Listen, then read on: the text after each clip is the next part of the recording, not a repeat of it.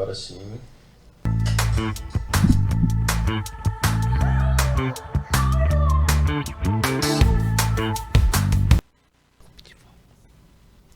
Olá, hoje o nosso terceiro programa Saúde é Bom Saber, com a honra de a gente trazer aqui um virologista muito importante da nossa cidade e da região, Dr. Aldo Cunha, doutorado pela Faculdade de Medicina da USP, pós-graduado e muito interessado nas questões ambientais e virológicas que afetam hoje todo o nosso Brasil.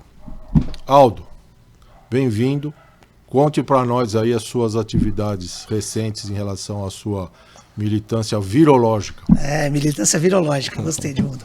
Edmundo, é um prazer estar aqui no teu programa, acho que a gente não precisa falar nada sobre você. Você é um cara que eu conheço há muito tempo, um cara fantástico, todo mundo te conhece, um cara muito sério, muito honrado, né? É um prazer ter recebido esse convite. E falar de vírus é uma coisa bem gostosa para mim, porque eu trabalho com vírus há um tempo, né? Na verdade eu trabalho com infectologia, eu trabalho na Unimed atualmente, né? Eu tenho um consultório aqui em Ribeirão Preto e sou um apaixonado por vírus. Na verdade eu me apaixonei por vírus, Edmundo, acho que você não sabe. Eu me apaixonei pelo HIV, então eu sou um apaixonado pelo HIV. Eu fiz infectologia por causa do HIV. Na época que a gente não tinha muita opção de tratamento, eu gostava muito dos pacientes que eram soropositivos. Eu era um apaixonado. Os pacientes dizem que eles são infectados e eu fui afetado pelo HIV. Eu sou um afetado pelo vírus. Eu sou apaixonado pelo vírus, né? E recentemente a gente passou por uma situação bem complexa do ponto de vista virológico, né? Foi a pandemia, né? Essa pandemia, ela inicialmente acho que nem os próprios virologistas, os infectologistas acreditavam, mas a gente teve uma surpresa com grande, que foi essa disseminação do Covid para o mundo inteiro. E o que a gente teve, na verdade, foi uma tragédia, uma pandemia bem intensa, né?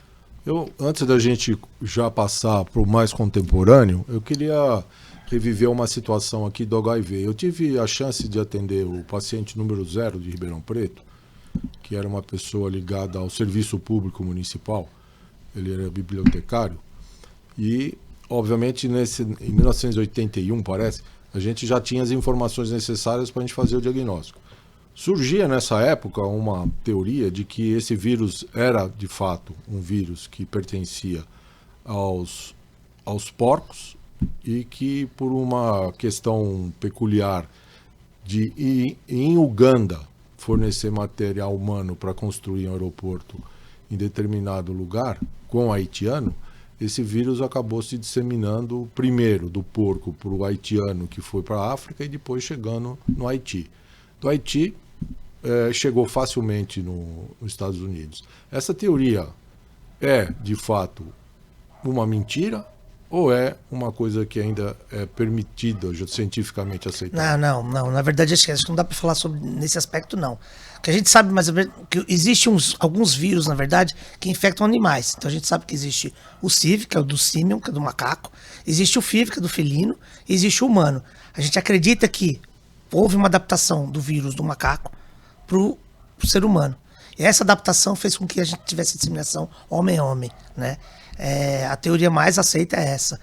Lá na África, inclusive, eles têm o hábito de comer carne de macaco. Eles comem cérebro de macaco. Então acredita que tenha tido um contato entre o vírus do macaco, que é o CIV, com um ser humano específico que tinha adaptação para adquirir o vírus, né? O vírus do macaco ele também causa doença, uma imunodeficiência, como causa também no felino, né? E essa virose, ela teve, pela ciência, hoje até um desdobrar muito legal, né? Não, atualmente, nossa, o HIV é um vírus que a gente tem tratamento. A gente ainda não tem a cura, mas a gente tem um tratamento que permite que a pessoa tenha uma vida normal, né? Tomando a medicação que antigamente era chamado coquetel. O que a gente entende de coquetel? Agora eu vou falar pra você aí. Coquetel é como se fosse você imagina fazer um coquetel. Você coloca morango, manga, tal, e bate. Tal. São vários compostos no coquetel. O coquetel a gente chamava assim porque eram vários medicamentos. O paciente às vezes tomava 30 medicamentos por dia. Hoje não. Hoje a gente toma um medicamento que é capaz, tem eficácia e a potência de controlar a doença. Então hoje eu acho que o nome coquetel devia cair, está em desuso, né? A gente tem medicamento antirretroviral hoje extremamente potente, capaz de fazer com que a pessoa tenha uma vida normal, né? Foi anunciado, inclusive, uma injeção que se daria para as pessoas de população de risco que garantiriam a imunidade por um ano. Existem vários trabalhos, na verdade, né? Tem alguns trabalhos mostrando injeções são preventivas e alguns são injeções terapêuticas. Então a gente tem hoje algumas profilaxias para HIV, que a gente chama de PrEP e PEP. O PrEP é a profilaxia pré-exposição, né? E o PEP é pós-exposição. Então a gente tem drogas que a gente utiliza para que você tenha um risco menor do vírus entrar na sua célula e começar a ter o ciclo vital dele, né?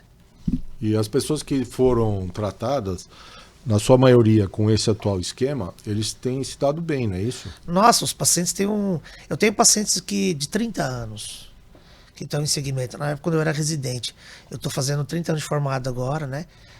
Então, desde a graduação eu já trabalho com pacientes soropositivos, então eu tenho pacientes... Na época eu era aluno.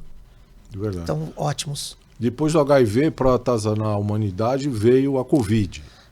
Conta para nós o que a gente não sabe.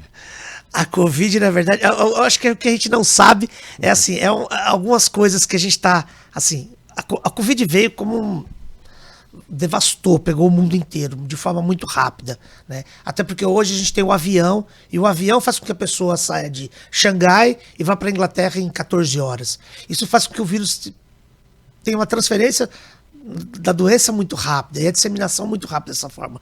Um vírus que se transmite contato respiratório, ele transmite muito fácil. Então você pensa, uma pessoa está em Wuhan, que foi a primeira cidade descrita, ele viajou para a Inglaterra, no avião ele contaminou boa parte das pessoas, e da Inglaterra um foi para os Estados Unidos, o outro foi para a Rússia, o outro foi para o Brasil. Então o vírus ele se espalhou de forma muito rápida, né?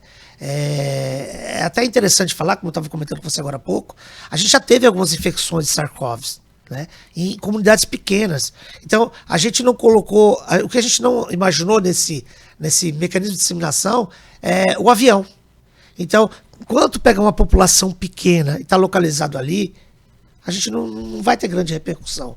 Quando você pega uma cidade grande, tem aeroporto internacional, tem várias pessoas transitando, a doença se espalha muito rápido, né? E a tática de isolar as pessoas que estão, de fato, transmitindo é essencial, não é isso? Sim, o isolamento com certeza. Tanto é que você pegar uma tribo isolada, praticamente o vírus fica restrito ali, ele não se dissemina. Então o distanciamento social, o isolamento da pessoa é extremamente importante para você romper a barreira de transmissão, né? Isso é extremamente importante, né? Você vê que hoje, ainda hoje, depois de ter tido um saldo tão nefasto, de 700 mil pessoas morreram de Covid, 14 mil ainda morreram ano passado. Esse ano eu nem sei que pé que tá. A gente ainda tem pessoas que resistem à vacina. O que você fala para elas quando elas falam que a vacina foi mal engendrada? Eu só vou te falar uma coisa, Edmundo. Hoje, atualmente, as pessoas que morrem são as pessoas que não estão vacinadas. A gente sabe que a frequência de óbito das pessoas não vacinadas ainda é grande. A gente não tem tantas pessoas não vacinadas. É claro que quando você começa a vacinar, você já começa a isolar o vírus.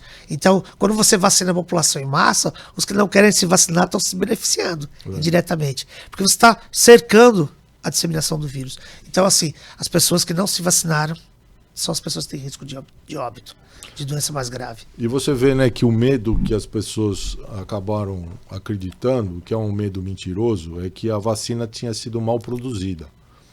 E, obviamente, a gente que não é nenhum pró-capitalista de achar que a indústria farmacêutica é um santo, a gente sabe que não, eles têm muito medo de errar. Eu sempre conto uma história para as pessoas que há 25 anos atrás, um laboratório lançou um remédio que chama Posicor. Hoje Posicor é o nome de um outro, mas existia. E esse Posicor foi lançado no mundo, em 4 meses ele matou 4 pessoas. Essa indústria, por ter fabricado uma coisa errada, ela fechou depois de um processo bilionário que impede hoje a indústria farmacêutica de incorrer num risco. Agora você imagina o que acontece com uma produtora de vacina. Ela distribui doses para em torno de 10 bilhões de doses. E você acha que ela vai correr o risco de produzir uma coisa errada que mate, que nem alguns pacientes acreditam? Conta a tua experiência. Com certeza não, né? Os caras, na verdade, burro eles não são, né, Edmundo? De jeito nenhum. Então eles vão pensar muito, eles vão produzir uma coisa que gere um lucro, porque eles têm a visão do lucro, mas eles vão fazer uma coisa que seja segura. O questionamento, na verdade, sim, por que foi tão rápida? É claro que eles tinham interesse que fosse rápido, né? Primeiro pegava países ricos. Então, assim, os países ricos, eles têm a capacidade de produzir né? E tem a engenharia a favor deles. A gente não tem o dinheiro. Com o dinheiro você tem a engenharia, você tem a capacidade técnica. Então, assim, quando eles viram que o negócio também ia cair nas costas deles, eles falaram, opa, pera aí, vamos produzir.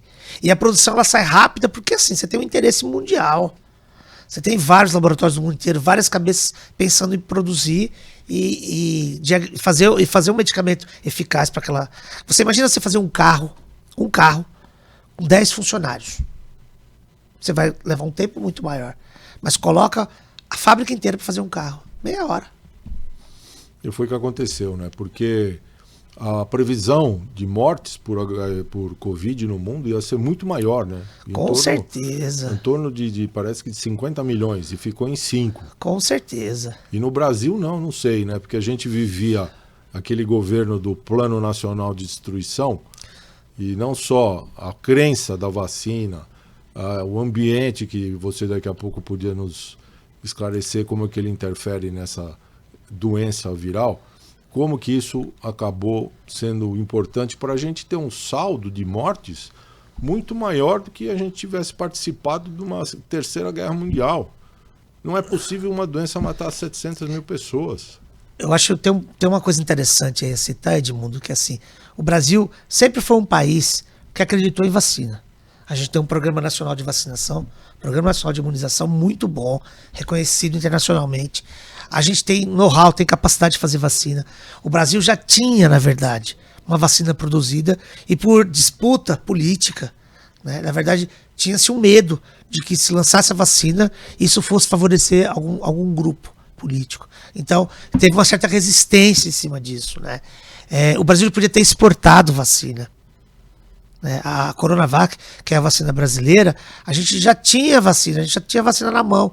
E o governo, na verdade, colocou em risco a vida das pessoas, não deixando que a vacina fosse utilizada. Assim, uma coisa absurda, sabe? A gente podia ter exportado, a gente podia ter ganho. Era um governo tão não nacionalista. É verdade.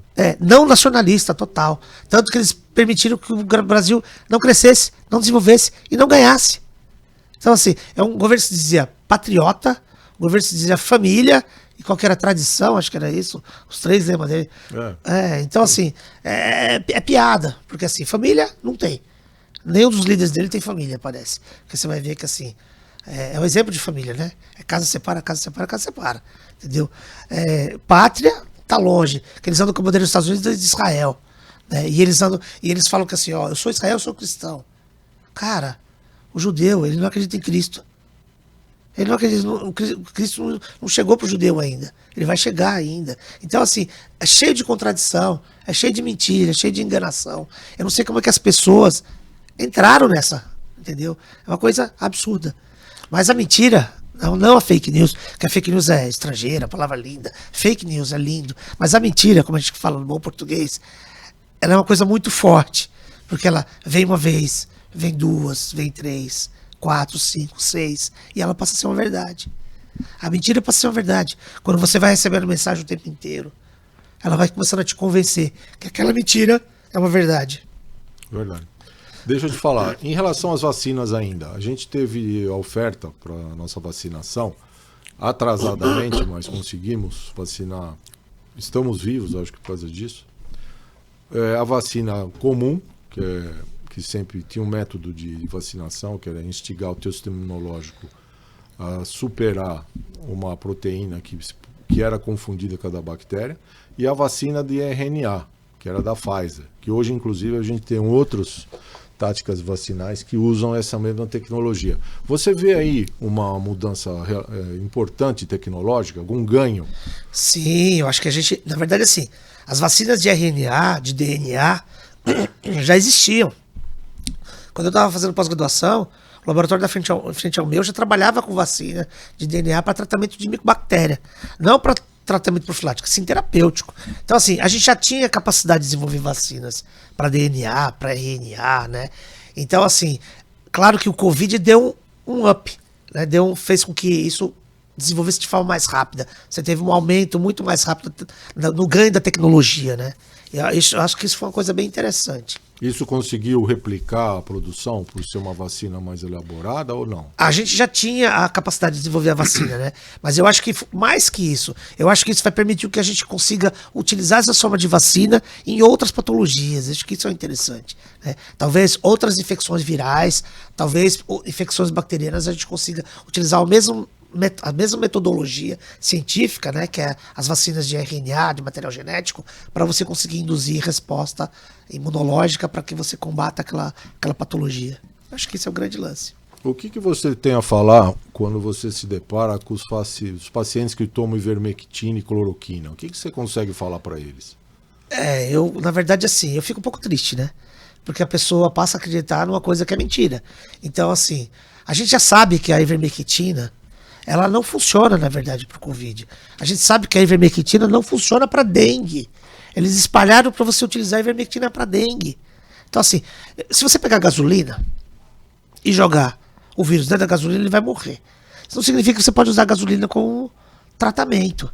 Não faz sentido. Então, assim, a dose de ivermectina, que ela inibe o crescimento viral, no trabalho da pesquisadora que fez, era 400 vezes a dose máxima terapêutica. Então, é impossível. Você utilizar isso in vitro, dentro de uma placa de Petri, é cabível. Até porque a placa de Petri não está viva. Mas se você colocar 400 vezes a dose de ivermectina numa pessoa, ela vai morrer. Então, assim, você não consegue trazer isso para a prática clínica. Funcionou? Claro que funcionou. A gasolina também mata o vírus.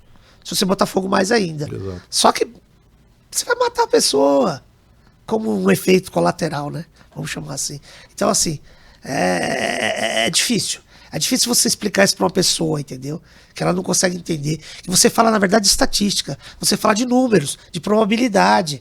Então, a pessoa vem e fala assim, eu tomei a vacina e passei mal. Claro, existe efeito colateral da vacina. Você pode passar mal. Mas não significa que você, na verdade, vai morrer daquela vacina. Existe até casos que pode acontecer, mas o óbito pelo vírus vai ser maior. Então, se você pegar risco de você morrer pela infecção viral ou ter alguma complicação, se a infecção viral tiver um risco maior, é melhor você se vacinar. Outra coisa que sempre a gente traz à baila é a questão do ambiente.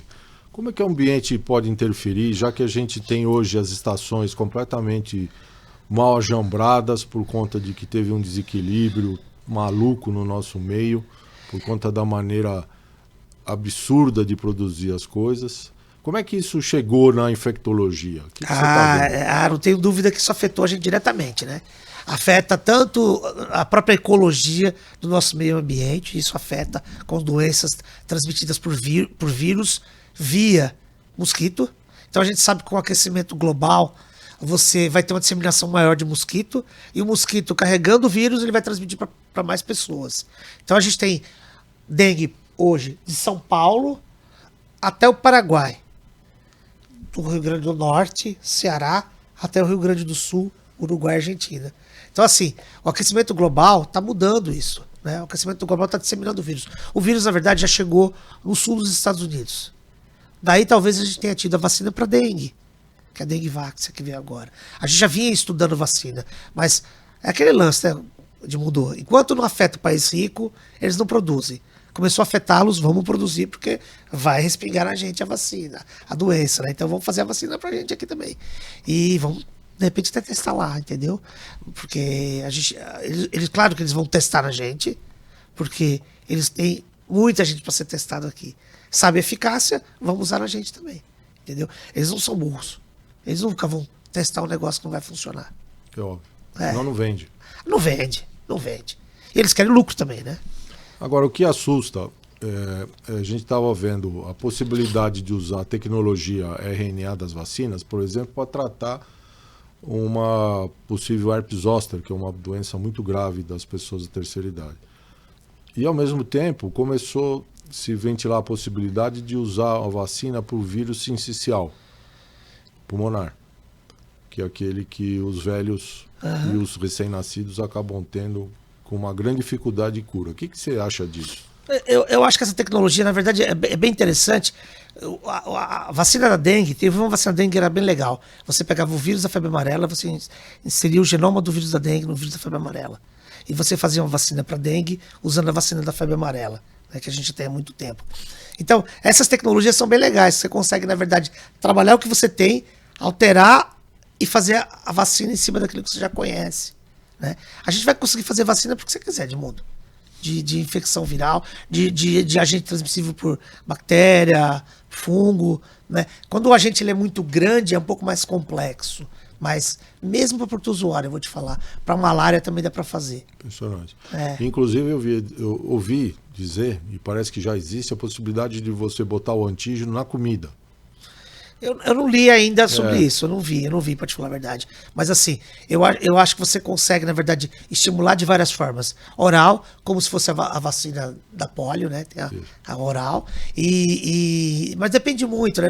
É bem interessante. A via que você faz a vacina, oral, intramuscular, subcutâneo, enfim, ela também tem um padrão de resposta, né? A gente sabe que isso acontece, né?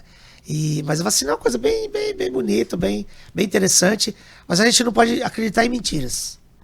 E isso é uma coisa que a gente não pode acreditar. Porque, na verdade, a impressão que deu que com a destruição do Programa Nacional de Imunização, a gente começou a aparecer doenças que a gente não falava há muito tempo. Né? Então, começou a aparecer mais casos de coqueluche, de sarampo, por falta de cobertura vacinal. Né? Então, a gente está tendo surtos, na verdade, de sarampo, de coqueluche, porque as pessoas simplesmente esqueceram de vacinar. A mentira que a gente colocou em cima do Covid, ela, na verdade, começou a afetar outras patologias. Sarampo, coqueluche, tétano. Então, as pessoas têm medo de se vacinar como reflexo do que aconteceu com a disseminação de mentiras em cima da vacina do Covid. Agora, Aldo, mudando de plano, as bactérias, por conta desse desequilíbrio ecológico fustigante, o que aconteceu com a resistência delas nas infecções? Na verdade, o que a gente percebeu, assim, que também por influência do Covid, né? A gente usou azitromicina para todo mundo, né? A azitromicina praticamente ela perdeu a eficácia. Ela ficou com a eficácia bem comprometida porque você teve o uso desenfreado. E aí o uso desenfreado faz uma pressão seletiva para você ter germes que sejam naturalmente resistentes àquela vacina. Então, você tem uma predominância dos germes que são resistentes àquele antibiótico. Está sendo usado de forma indiscriminada. Então, foi um crime, na verdade, né?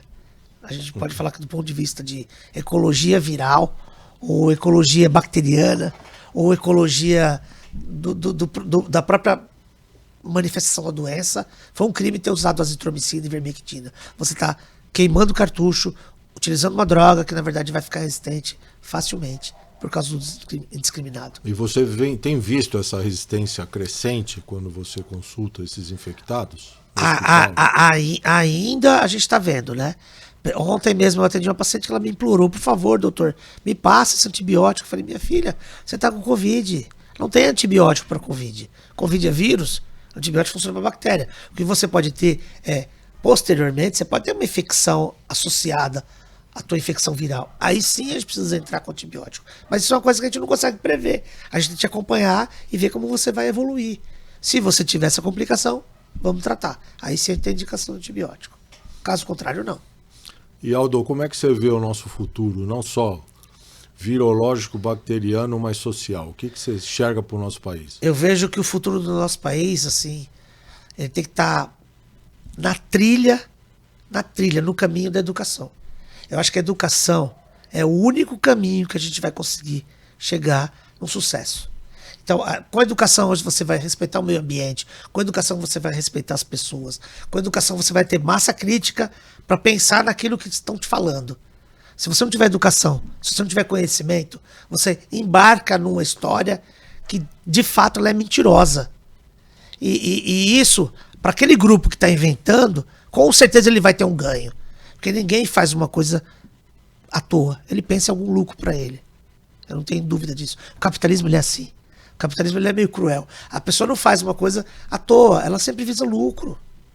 Então, assim, enquanto a gente não tiver o discernimento, a capacidade, a visão crítica de falar, olha, claro, com a educação, o único caminho para mim é educação. Se a gente não tiver educação, uma educação séria, um programa de educação para as crianças, eu não acredito em quem já está muito velho.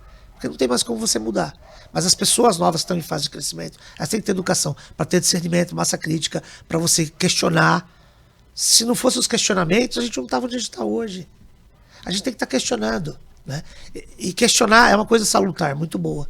Acho que a gente tem que ter educação. Educação é o único caminho para a gente conseguir chegar onde a gente precisa chegar. Você acha que o Brasil tem jeito? Eu acho que tem jeito. Nossa, eu nunca eu não desanimo. Eu já morei nos Estados Unidos, mas voltei pro Brasil correndo porque eu adoro isso aqui, né? O Brasil, eu acho que o Tom Jobim ele foi brilhante. O Tom morava em Nova York, né? E o cara perguntou: "Ô Tom, o que você acha de Nova York, dos Estados Unidos?" Ele falou: Nova York é bom, mas é ruim. O Rio de Janeiro é ruim, mas é bom. Então, assim, eu acho que ele foi brilhante, entendeu? Eu acho o Brasil ótimo. Eu não acho o Brasil bom, né? O Brasil é ótimo. Eu acho que a gente tem que ter orgulho do Brasil. A gente tem que lutar pelo Brasil, né? Eu tava morando nos Estados Unidos, tive a oportunidade de ficar lá. O cara convidou a gente: vem, fica aqui, mora aqui, trabalha aqui. Eu falei: não, o meu lugar é no Brasil. Eu volto pro Brasil, porque eu sou brasileiro, né? Eu tenho orgulho de ser brasileiro. Eu quero fazer pelo Brasil o que todo brasileiro devia fazer: ter orgulho de ser brasileiro, né? Eu acho que a gente... É muito fácil. Você se forma no Brasil, é muito tranquilo para um país do exterior. Você gasta o dinheiro do Brasil, você investe numa pessoa e depois a pessoa simplesmente vai embora pronta. Cara, eu também queria isso. Eu queria que meus filhos já chegassem para mim tudo formado. Que eu não tivesse que gastar com a educação. Mas a gente tem que gastar. É fundamental que você gaste com a educação do seu filho. Então, seria muito fácil. Teu filho já lá, já tá formado aqui, cara. Fez USP, você não gastou nada. Então, para um país que vai pensar, vai pegar a massa dos seus cientistas, já tudo pronto, cara, tá perfeito. Os Estados Unidos, eles querem isso. Até porque a educação dos Estados Unidos é paga. Então, eles querem pessoas boas trabalhando lá. O Brasil, na verdade, fez o inverso. Na época do governo, daquela pessoa que a gente não pode falar o nome, ele parece Voldemort, você não pode falar o nome, né? Então, naquela época, na verdade, teve uma falta, um desinvestimento em ciência, em educação, proposital. Várias pessoas foram para o exterior. Isso, o país é péssimo, porque o país, ele anda para trás. A Coreia chegou onde chegou investindo em educação. Claro que a educação ela não é rápida. Você, para formar uma pessoa, demora 20, 30 anos. Então, quando você investe em educação, só a longo prazo você vai ver o efeito disso. Então, assim, é muito triste a gente viver num país que, na verdade, não consegue ver que a coisa mais importante do Brasil é o brasileiro. A coisa mais importante que a gente tem no Brasil é o brasileiro, é o povo. Então, a gente tem que investir no povo. O povo tem que ter boa educação. O povo tem que ter capacidade de trabalhar. Eu acho que nem todo mundo tem que ser formado, Edmundo. Eu acho que você pode ter assim, nossa, eu adoro, você fez um curso técnico, eu sou um técnico bom pra caramba. Você não precisa ter milhares de universidades, nem todo mundo tem que ter um curso universitário, né? Eu acho que a pessoa tem que ter caráter, formação, ter orgulho de ser brasileiro. Ele pode ser o melhor técnico do mundo, ele pode ser o melhor biomédico, ele pode ser o melhor tudo, o melhor secretário. Então ele tem que fazer o que ele gosta, fazendo o que ele gosta e tendo reconhecimento, que eu acho que isso é a coisa mais importante. A gente queria agradecer o Aldo Cunha, nosso infectologista predileto, e que a gente possa também, quem quiser, pode utilizar a caixa de perguntas desse site para poder tirar as dúvidas que a gente com certeza vai encaminhar para o Aldo. Muito obrigado, obrigado ao Aldo, obrigado ao Rafones e ao Vivi, e vamos lá. Muito obrigado. Edmundo. Abraço forte. Abraço. Tchau, tchau. Você ficou bom.